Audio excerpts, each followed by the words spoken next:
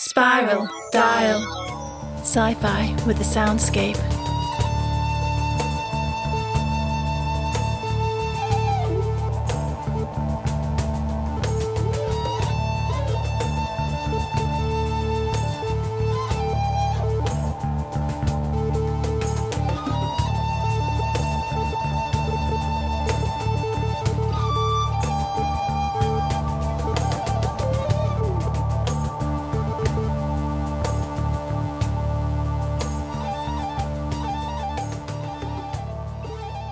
Jessica awoke groggily to the sound of a large gong. "Breakfast is served," it seemed to be saying, and her stomach was loudly agreeing with it. She could still vaguely recall making her way back to the cabin last night after the unexpected discovery of Amy's pregnancy. Ant had given little away by his reaction, as she remembered. He had perhaps seemed a trifle put out, but had no idea to the identity of the father. Whoever that might be, he should of course be informed of Amy's condition. Jess intended to make finding him her number one priority. Hastily dressing in black linen trousers and short-sleeved button-up shirt, she grabbed her bleep before exiting the cabin and following her ears round the corridor to the left. On her way, she passed the now familiar door to the clinic. Feeling better orientated, she popped in and checked that all was well with Amy. Adjusting drip rates and ventilator settings. The swelling had reduced somewhat, but she would still need some help with her breathing for a while yet. Even the smell seemed to have lessened. Carrying on to her left, Jessica reached the wide, imposing white wooden spiral staircase, the centre of which was covered with a thick purple carpet. She remembered the vibrations of the music through the carpet last night.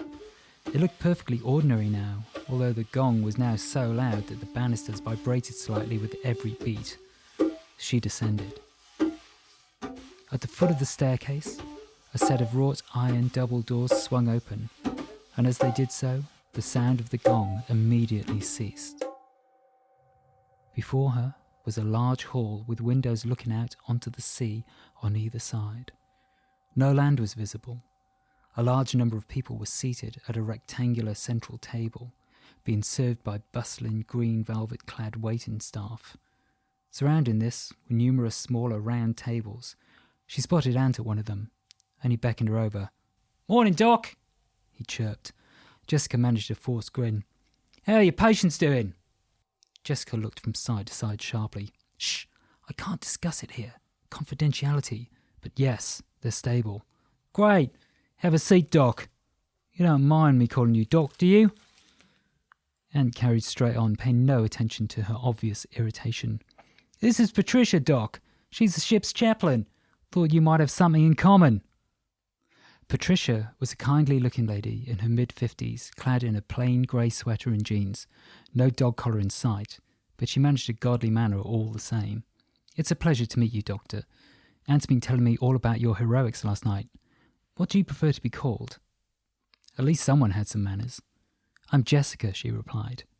"May I ask, are you a person of faith?" Patricia intoned. Another box Jessica preferred to keep firmly closed. "Let's just say that I'm familiar with the Bible and leave it there, shall we?" she joked. Eyes boring deep into her, Patricia continued, inexorably.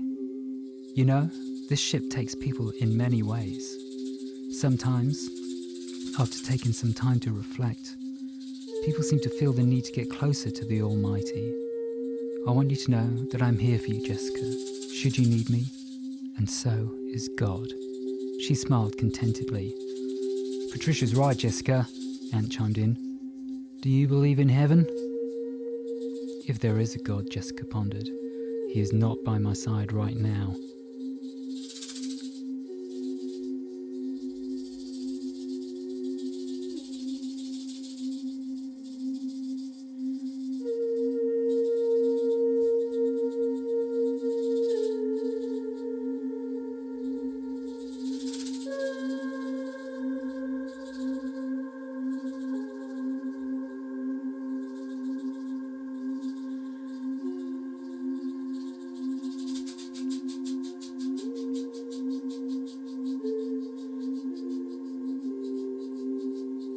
If there is a God, Jessica pondered, he is not on my side right now.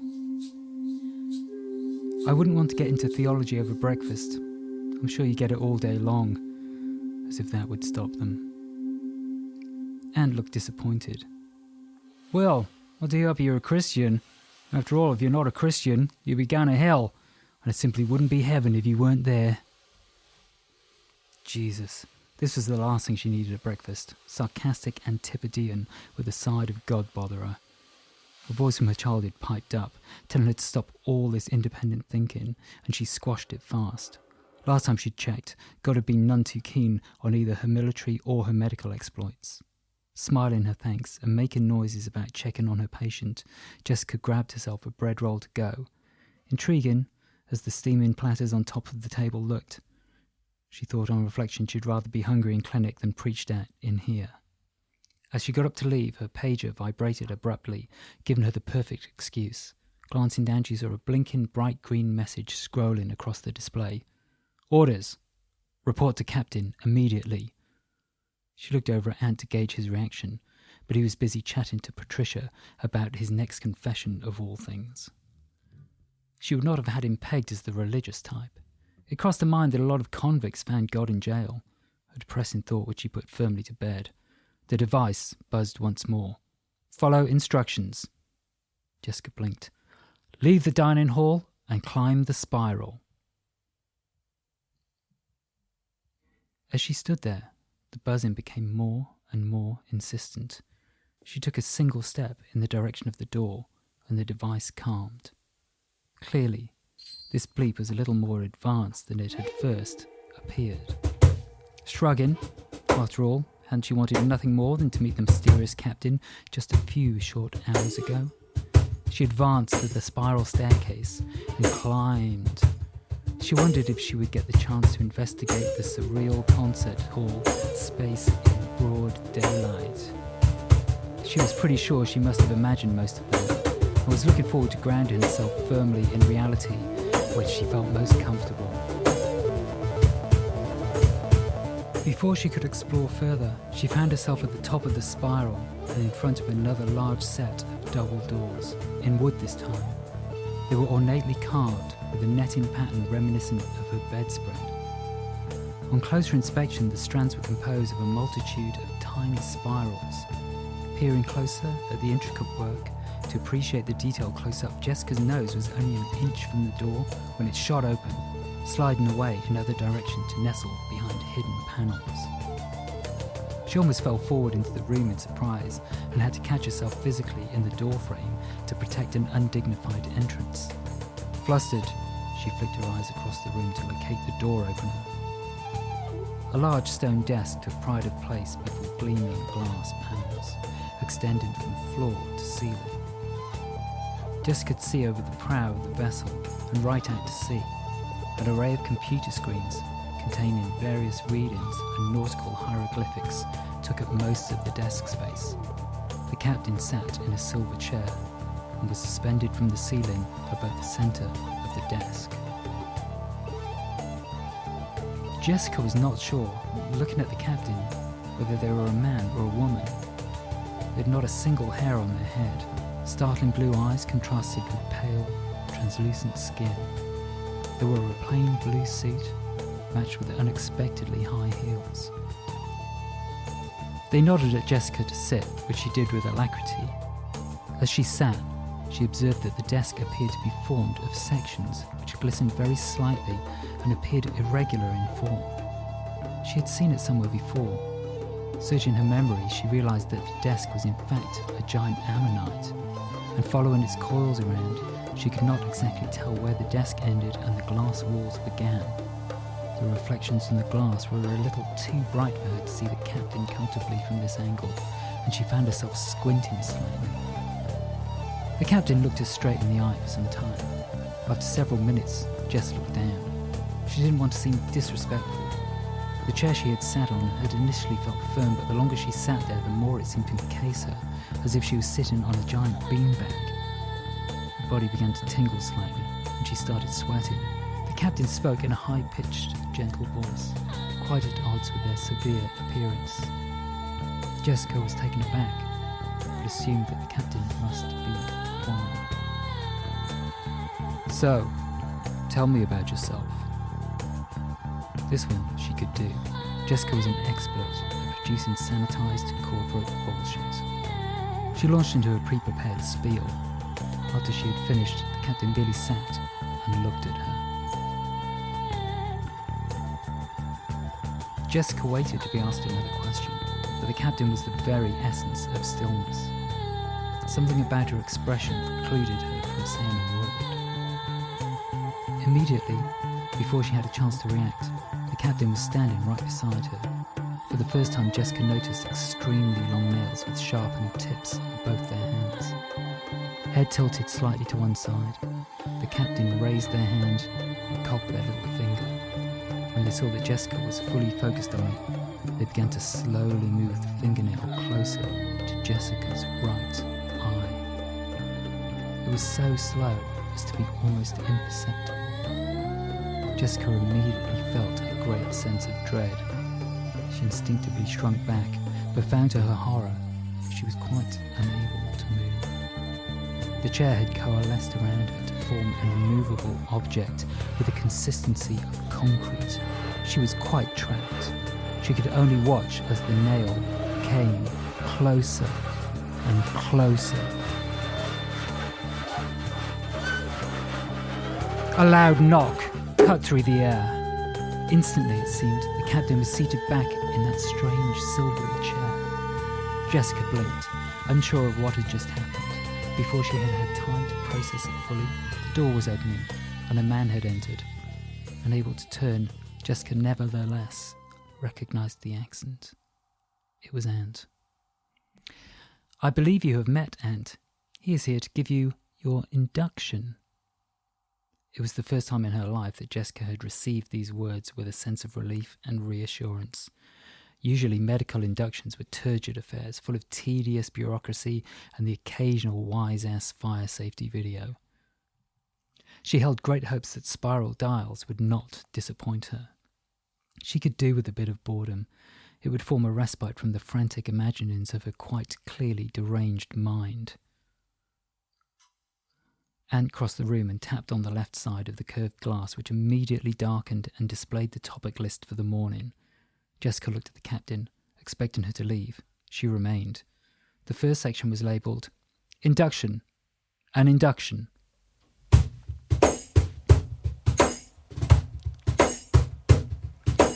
"All personnel shall be inducted into the induction upon entering spiral dial. The captain shall be present for all inductions. The captain shall be responsible for monitoring all inductions and ensuring their successful implementation.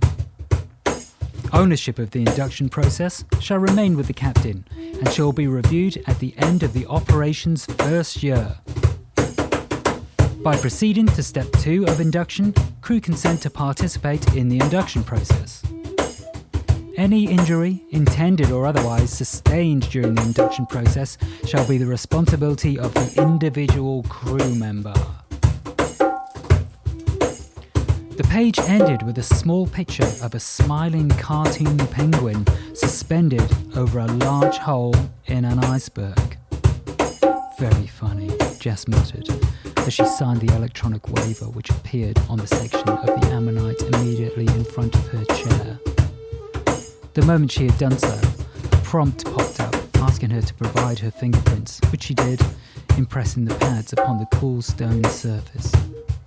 Something sharp pricked the first finger of her left hand, and she withdrew it rapidly. The stone appeared as smooth as before, but on the tip of her finger, a drop of blood remained. She looked at Ant accusingly, and he shrugged imperceptibly. "ID," he said. "It's a very high-tech operation." Ant tapped the screen and a monotone voice intoned, "Welcome to Spiral Dial. Investing in the future of tomorrow today." The presentation went swiftly downhill from there. Spiral Dial, she was told, was the brainchild of a secretive charitable foundation. The strong implication was that the money came from someone extremely famous who wished to make a lasting contribution to the well-being of the world while simultaneously deepening their own pockets. How better than by building a state-of-the-art research vessel playing host to some of the most talented scientists on the Earth today, brought together in one place in order to find a permanent solution to the environmental problems facing the human race. Researchers from the fields of climatology, geology, energy production, genetics, biology, and all the other ologies were represented in the ship's large team of engineers. Actually spending any money on supporting ologies was not part of the founders' plan. That was where the paying guests came in. There were 13 luxurious cabins on board, hosting adventurous souls in search of a year-long exclusion break from the world. They were mostly elderly, all extremely rich, and they had been promised the finest medical care on the planet. That, of course, was where Jessica came in. She idly wondered how many million they had persuaded each of these idiots to part with. She could feel herself nodding off as Ant continued talking about precise responsibilities of her role. Luckily, she had taken the precaution of keeping a sharpened pencil in her suit pocket and was able to deploy the tried and tested pencil point over the thigh technique, guaranteed to prevent embarrassing lapses in concentration. As the sharp point dug into her leg for the 10th time, she was pleased to be distracted as a large silver, old-fashioned timepiece appeared on the rock in front of her. The screen proclaimed that she was to be issued with a standard issue wristwatch instead of a pager, and she was to wear this wristwatch at all times.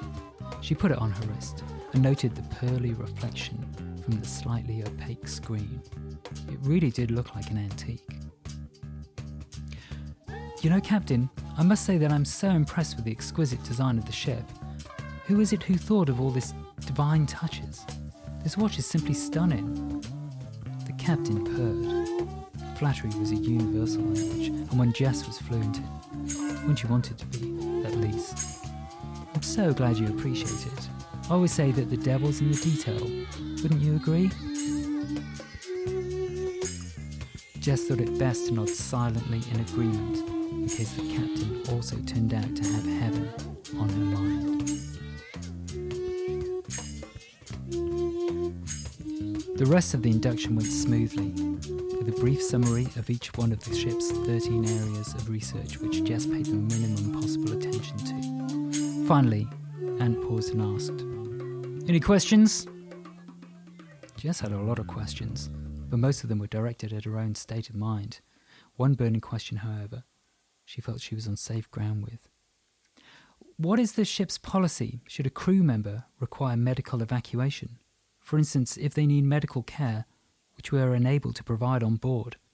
The captain turned to her, one eyebrow slightly curled in surprise. Medical care which we are unable to provide on board, did you say? Why, yes. For instance, if we had a patient requiring emergency surgery, or somebody requiring a transplant. Unlikely, I know, but I'd like to be fully familiar with the procedures just in case. In fact, we have a critically ill patient ventilating downstairs as we speak who would benefit from a medical evacuation. Was it Jessica's imagination, or did she see the shadow of scorn and derision flash across the captain's expression? Doctor, we must be very clear on this point. Spiral Dial is a state-of-the-art vessel. There should be no question of us not being able to provide any medical care needed on this ship. Those on board expect the highest standards of care, as do I. I was under the impression that you were fully qualified in a wide range of emergency situations. Am I correct? Jessica nodded. In fact, I spoke with Colonel Black about you just before we took you on. He had some very interesting information for me on some of your military activities. It seems that you can be quite motivated when a project interests you, including going, shall we say, above and beyond the call of duty. Jessica's eyes widened. An icy fear prickled her skin. There was no escape then. Not even here. I'm sure that you will find plenty of opportunities to go above and beyond here, too. Of course, Colonel Black is a close friend of ours. I'm absolutely sure of his discretion, especially when your family are concerned. And he has absolute confidence in your abilities to meet our needs. Would you agree? Or should I perhaps contact him and let him know that you're not quite right for this job? Jessica understood her perfectly. No, ma'am, that won't be necessary. I'm sure that I have the skills needed to keep things running without outside assistance. Provided you have all the equipment, that is. You'll find that we have prepared for every eventuality. Now, if you'll excuse me, we are done here. And I do believe that you have a patient to see to. She rotated the chair so that her back turned, and they found themselves summarily dismissed. They made sure they got themselves out of the door in short order.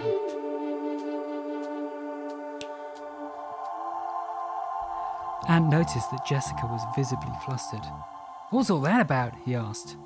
Jessica shot him an icy look and walked swiftly away from him. Trotting, he caught her up.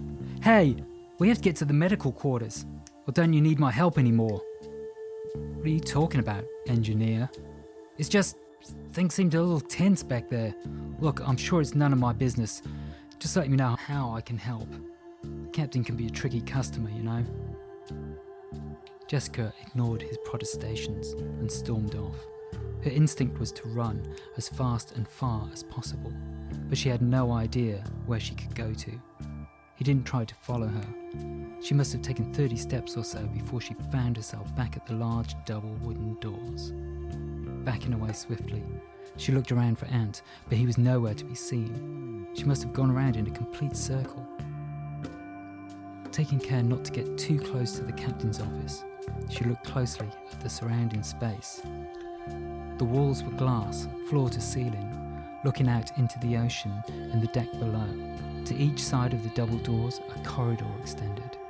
She wondered where the concert hall was. She could have sworn that it had been on this floor, and the staircase extended no higher. She took the left-hand corridor and shortly ended up once more in front of the captain's office. She had to get out of there, get some space, decide what to do about her situation. Just at that moment, her watch buzzed and flashed bright green. "Clinic, 15 minutes. Jumping to attention, she swiftly descended the stairs one flight and covered the short distance to the clinic at a trot. There must be some clue there, something she could use to work out the connection to Colonel Black. She was taken aback to find a slender, dark-haired person with stooped shoulders flicking intently through a well-worn book outside the door. He was clad in a voluminous orange cardigan and seemed to be reading and rereading a single page, turning it backwards and forwards every few seconds and shaking his head as if he were deciphering some great secret. His hands shook slightly as he traced a sentence with his finger. He seemed shy. "Please do come in. I'm Jessica, the new ship's doctor. It's lovely to meet you." He lifted his face, and Jessica looked into his eyes. Suddenly she was rooted to the spot, unable to breathe or move. She had seen these bright blue eyes before, although she couldn't quite recall where. All thoughts of the captain and Colonel Black flew instantaneously from her mind. His gaze dropped slightly and he spoke. "It's Archie, before you ask." Have we met?" Jessica stumbled over her words in confusion. "I don't think so. But you probably know me. Everybody on board does." Arrogant, not shy, she made a mental note not to make that mistake again. I'm in the band." A flash of memory came to her, a deep hood and silvery strands of hammock. "Don't think about it too hard. It's best if you let it wash over you. It's like an out-of-body experience, isn't it? A spiritual epiphany, a musical extravaganza of the highest order. There's nothing else that comes close. I should know. I created it." Jessica hated to agree, but from her limited recollection, this seemed quite an accurate description. "Well, I have to say that you're right. I've never been to a concert quite like it. And you won't. We are here to provide the finest entertainment. You will never require another distraction as long as you live. Say what you like about them, the company have excellent musical taste. And that's why they hired us, after all. I see. Jessica thought it best to move on from this topic swiftly. Well, how can I help? Archie gave her what could only be described as a pitying look. Help? I don't need your help. I'm only here to measure up.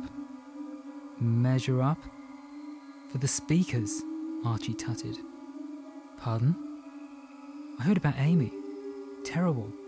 I know she wouldn't want to miss the concerts. Now she'll be able to hear every note, and so will you, of course. Jessica wasn't too sure about this in general concept. Oh, well, that's very kind of you, but I'm not sure it's entirely necessary. We need to keep this area spotlessly clean, you see? And I suppose you're concerned my music is dirty? Is that the problem? Well, you don't need to worry your head about it. The captain is a very erudite person who believes wholeheartedly in the healing power of music. I'm here on her explicit orders. Maybe we'll convince you too in due time. Tossing his hair, he tucked the book away in the folds of his giant cardigan, turned his back and flounced off. Jessica called after him. Don't you need to measure up? All done, darling. Archie didn't bother glancing back in her direction.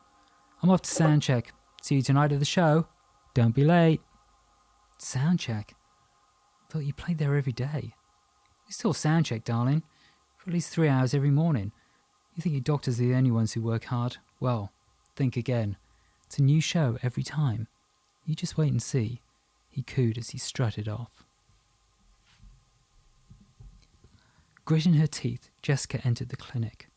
Her patient remained as she had left her, with the small addition of no fewer than 6 large white speakers attached to the ceiling and walls. Evidently nothing less than full-on surround sound would do for Archie. Sighing, Jessica thought she might need to sit down to recover before clinic. Walking over to the rest area, to the side of the room, she realised that there was no longer any chair available to sit on. She was about to retreat when she glimpsed a flash of silver. Reaching to investigate, she felt at first a tingling, then a texture of rope under her hands, and realised that it was a hammock identical to those she had seen at the concert hall the previous night. As she ran the strands through her fingers, the speakers started emitting a faint hum. Automatically, she unrolled the hammer and rolled herself into it. As she did so, she felt her eyes closing.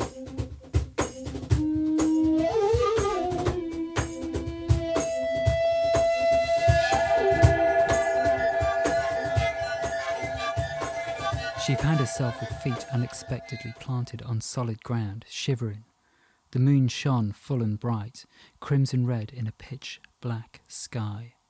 The moonlight seemed to drip from the eaves of the church, which lay deserted before her. She had been here 1,000 times when she had been in the army, celebrating the lives of fallen colleagues. The church seemed to drip with their blood. A cold gust blew, and the iron church doors swung open in slow motion, inviting her in. She felt compelled to enter. Her feet moved without her permission, one step after another. The familiar surroundings seemed cold and dark. Pews bathed in red moonlight. She saw a hooded figure at the altar, arms outstretched as if to bless the open coffin at the head of the aisle. Her eyes were drawn to the shadow at the mouth of the hood. Closer, closer, until she caught a glimpse of bloodshot eyes. As she approached the coffin, the figure lifted his face, and for the first time she recognized her old colonel. Deep shadows beneath his eyes, long white fingers tinged with red. His dead gaze met hers, unblinking. She was unable to look away.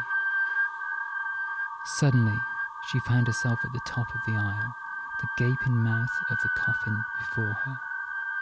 The colonel slowly lowered his gaze towards the coffin, and Jessica felt hers drawn inexorably downwards. The coffin was covered with a veil of white gauze, the outline of a body only just visible beneath it. Advancing closer, she lifted the flimsy fabric to reveal a pathetically tiny corpse. A naked infant laid on her back with icy skin and vacant eyes. She reached out to close her eyelids, and all at once those eyes came alive and shone blood red. The child's tiny hands grasped hers and dragged her down with an incomprehensible strength. She tried to resist, twisting her feet against the coffin's pedestal, but to no avail. It pulled her down millimetre by millimetre. "Help me, for God's sake!" she screamed at the colonel, but he had turned his back on her and was lying prostrate before the altar as if participating in some dark ritual. Desperate, she pulled at the child's fingers with her other hand, and as she did so the flesh of her arms bubbled black and purple, rotting before her very eyes. As her hand disintegrated, the child grew until it was a full-sized demon with crimson eyes, and she realized with horror that she was looking into her own face. She fell backwards away from the coffin, stumbling until she was once more outside the church and collapsed on the icy ground. Her hands had gone. Only 2 ragged stumps remained, dripping putrescence onto the paving slabs. All at once the ground was rocking uncontrollably from side to side, as if it might split open at any moment. She heard a voice, distant yet still recognizable. She tried to reach out with her hands to them, forgetting that they no longer existed. All she could feel was tingling, shadow sensations where the fingers had been.